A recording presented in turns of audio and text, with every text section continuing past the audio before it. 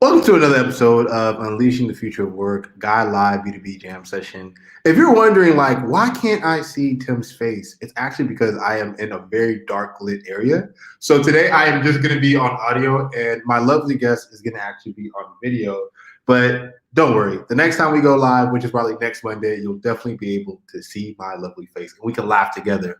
But today I am interviewing my awesome friend, Anuri Shah, who is a rock star product designer and UX UI student.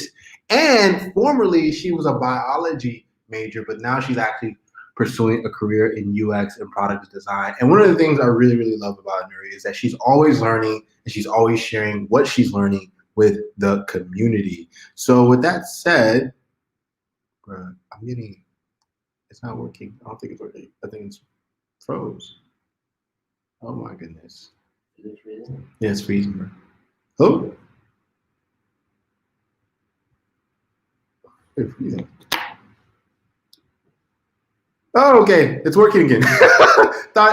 Sorry, guys. We had some technical difficulties on this end. Okay. It was like, why isn't my stream working? But it's working again. With that said, once again, hey, Carl. What's up, Carl? What's good? How you doing? We're going to have Anuri come on the show, and she's going to share a little bit more about how she got started in UX and product design. And then more importantly, how you can pivot your career, whether you're a biology major or you have some sort of other degree that you don't feel translates to UX design, how you can pivot your career and really take control of it and pursue what you love doing. And one of the things I love about Nuri that I said is that she's an avid learner. She's always learning. In fact, if you go to her LinkedIn page, she has like all of these courses that she's learned from LinkedIn and other places. So she's always working, and she's really going to give you the tips on how she's building a successful product design career and really building her personal brand on top of that.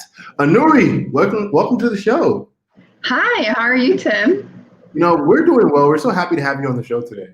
Thank you so much. I'm so happy to be here. So how are you doing? You're currently in California, right? Yeah, I just came this past week. Yeah. So how have you been hanging in there doing COVID-19 and everything?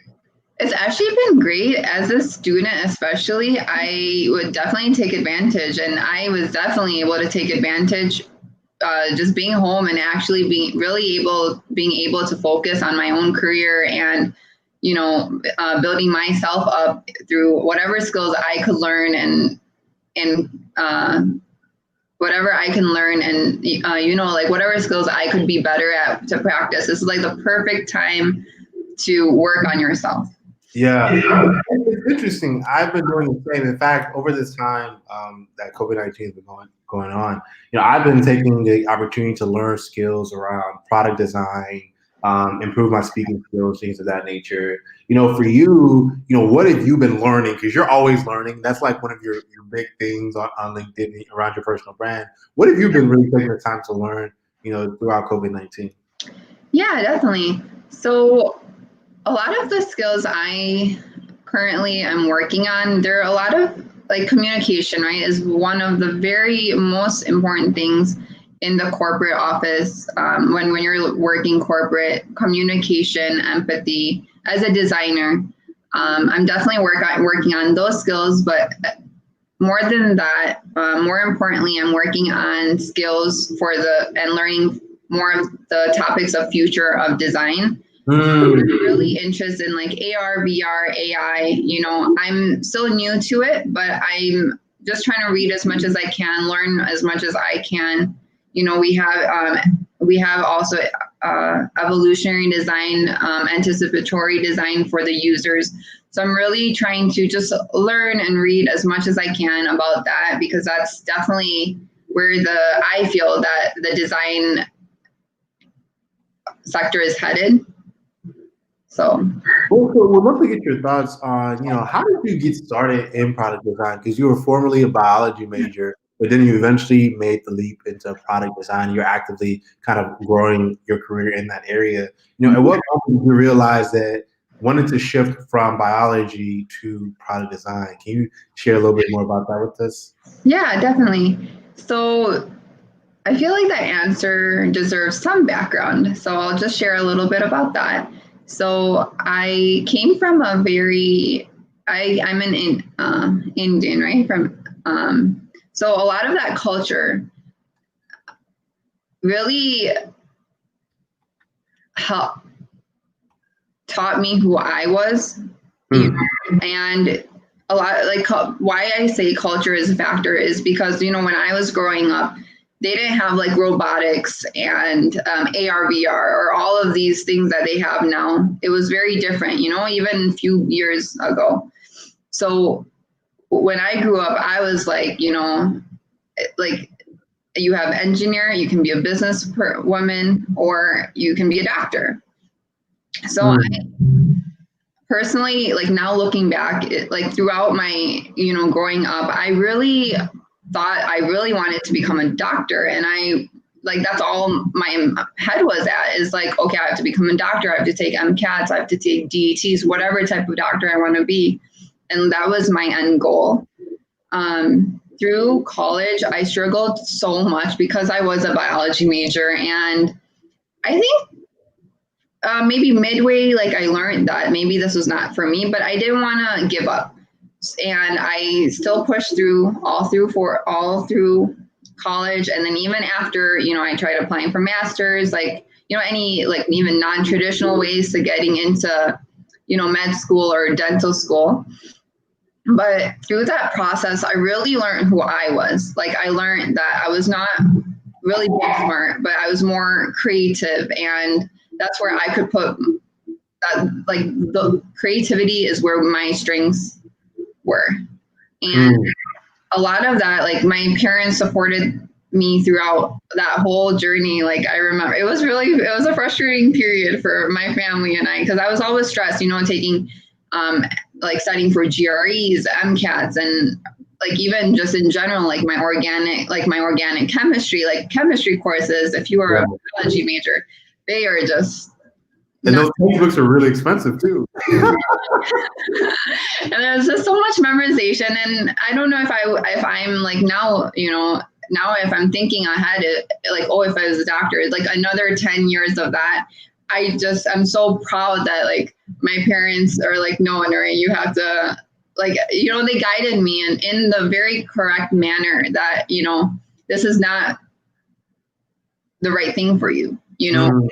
And I think that's something that I'm really proud of when I'm talking about my struggles, because in any society, you know, where we live, we always have that indirect pressure of like, you know, you have to become a doctor, you have to become an engineer, but there are so many other opportunities out there, and you don't learn that until you open up your mind and really focus on, okay, what else do I know? You know, what else are my strengths? What other roles can I fit into?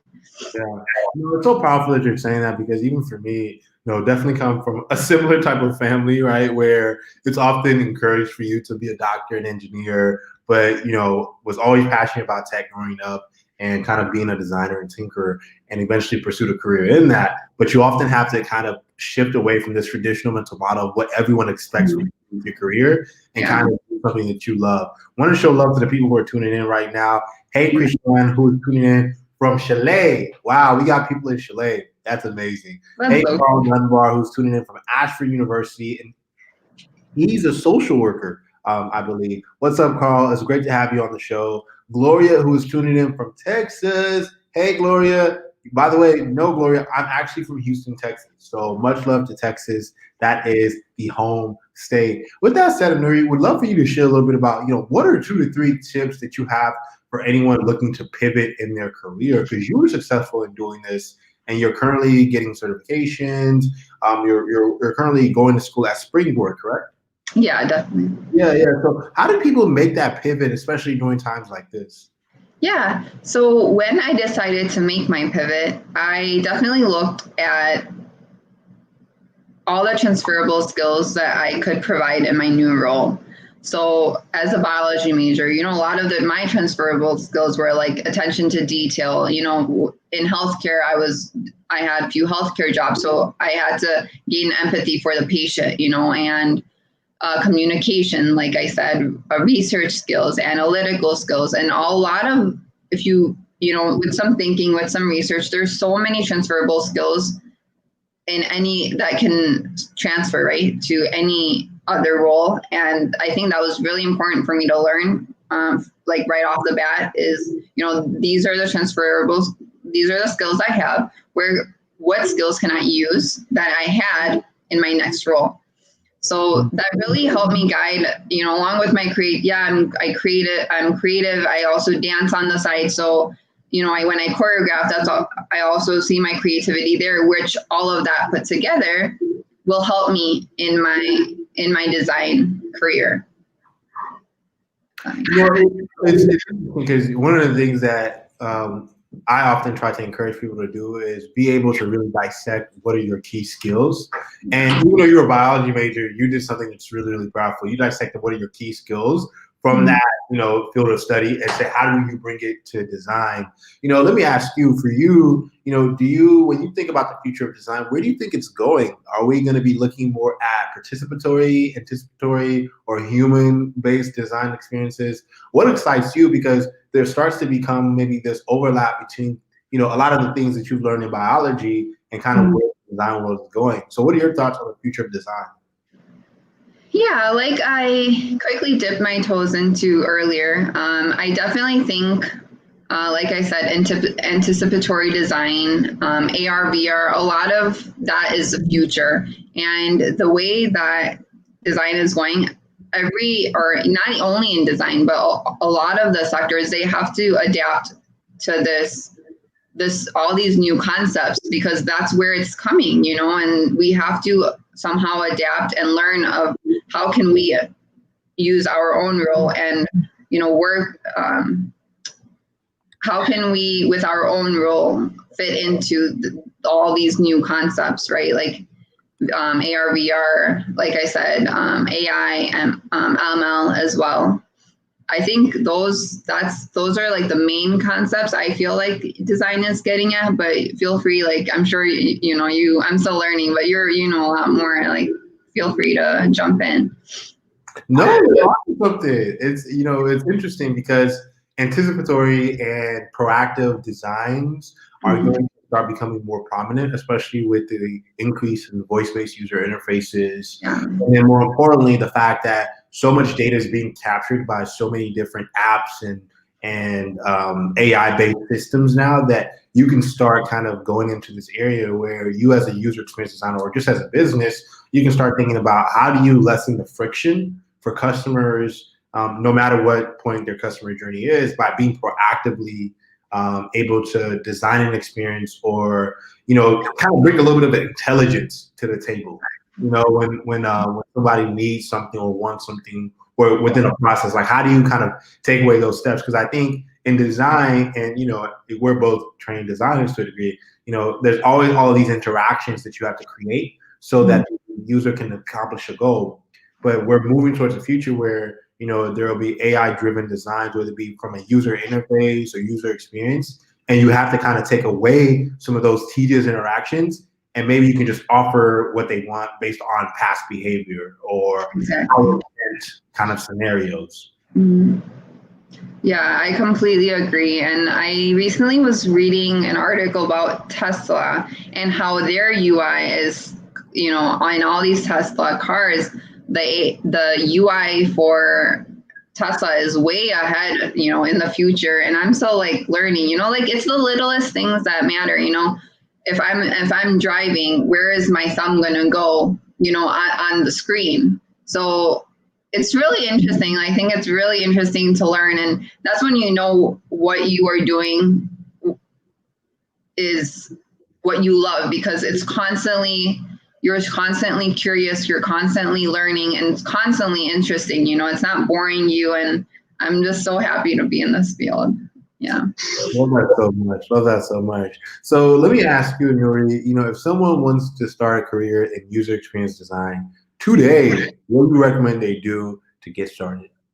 Yeah, so if a person would like to so first of all, like I mentioned previously, definitely dig deep and just maybe like the first couple of days, right? Learn what your previous role was and learn what transferable skills you can use for the UX design.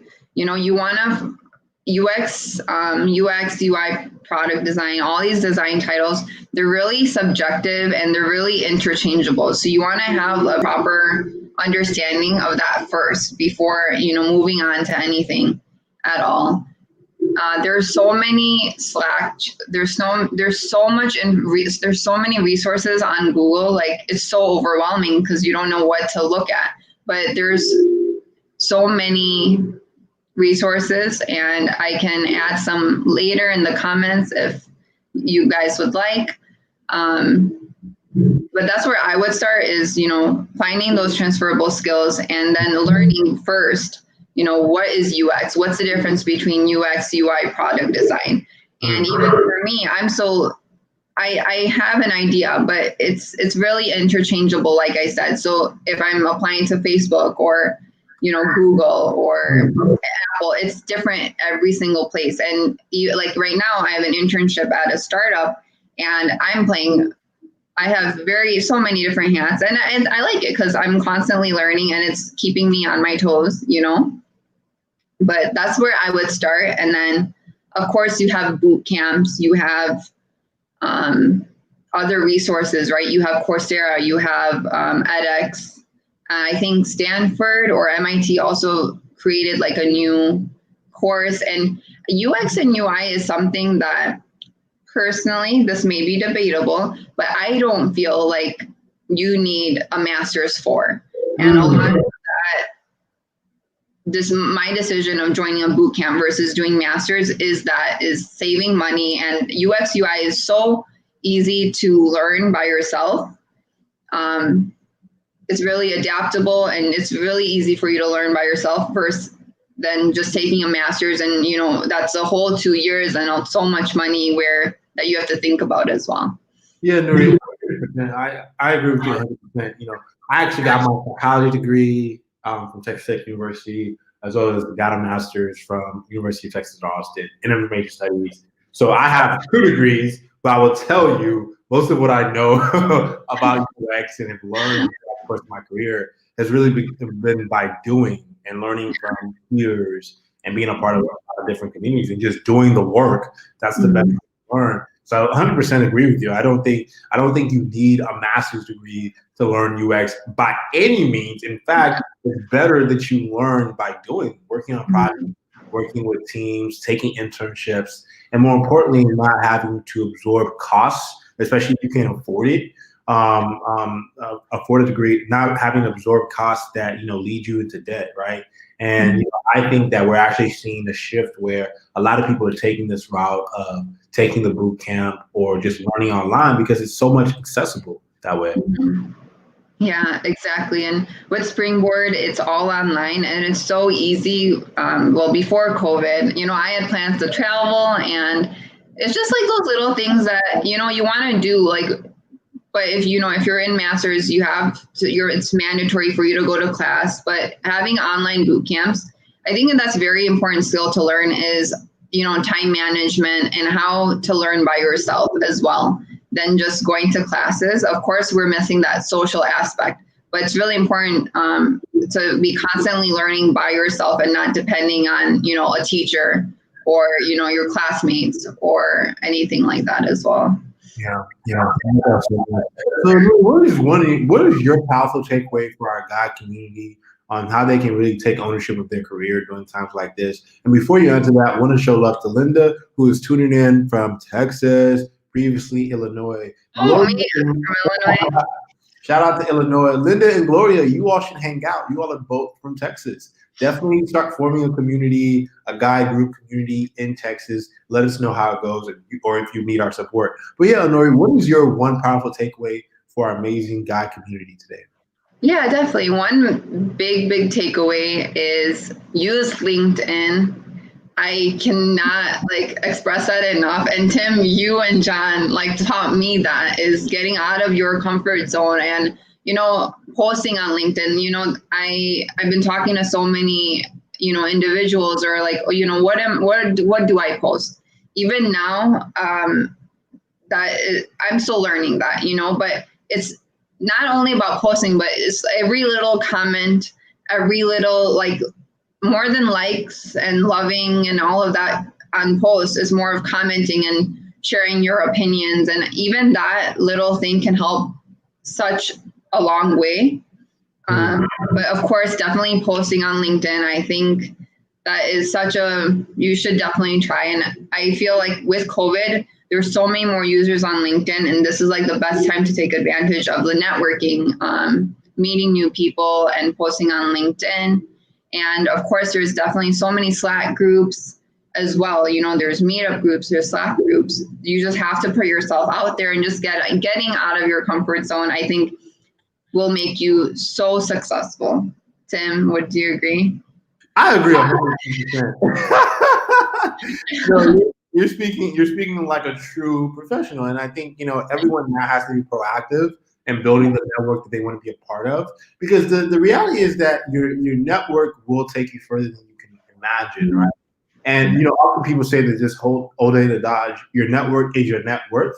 I actually don't believe that. I believe what it truly is that your network is your support system. Your network is your lifeboat, right? Your net worth or your net impact can be defined by a variety of different ways by the things that you do. But when you have a network of people that know you for something, you will always be able to have opportunities either come to you or find you, or you can even create them within your network. So, I think it's so important that we encourage people, no matter what your discipline or role is, to build relationships online through a LinkedIn or whatever avenue that makes sense for you. Anuri, thank you so much for joining us on the show today. Would love for you to definitely come on in the future. What do you think? Oh, of course. I am so ready, and I'm practicing my public speaking, which I'm actually, I'm working on, but yeah, I hope everyone enjoyed as much as Tim and I did. I would love to come on in the future. Yeah, please do, Anuri. We appreciate you so much. Thank you so much. Bye. Thank you. Bye. With that said, thank you so much for listening and watching another lovely episode of Guide Live B2B Jam Session, where we're unleashing the future of work. With that said, please, if you're interested in being a part of the Guide movement, join our guideapp.co beta. Guideapp.co beta. Check out guideapp.co to take part and register and get on the wait list for our beta. We have hundreds and hundreds of customers on our beta, and we are growing every single day and week, and we are building an amazing community of movement makers, creators, and enterprise customers who believe in our vision. So definitely join our wait list and get in line to get on Guide. With that said, if you enjoyed today's episode, make sure you follow Anuri on her LinkedIn.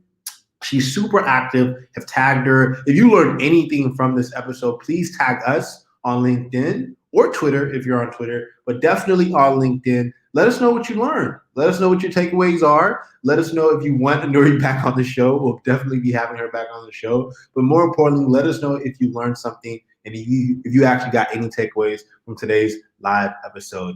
With that said, as always, happy Friday, or for some of you who are tuning in from all over the world, happy Saturday or Thursday. But more importantly, as always, peace, love, and abundance. Talk to you all soon. Bye.